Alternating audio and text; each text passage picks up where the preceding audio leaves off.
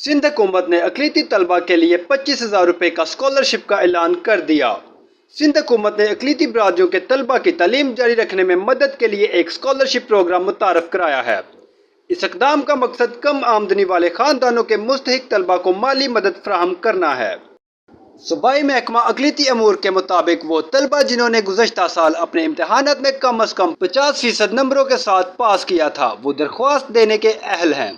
मज़ीद बरात दरख्वास्त दहंदगान का ताल्लुक अक़लीती बरादरी से होना चाहिए और सिंध का मुस्तकिल रहायशी होना चाहिए। स्कॉलरशिप उन तलबा के लिए मुख्तस की गई है जिनके वालिदैन 35,000 रुपये या इससे कम माहाना कमाते हैं।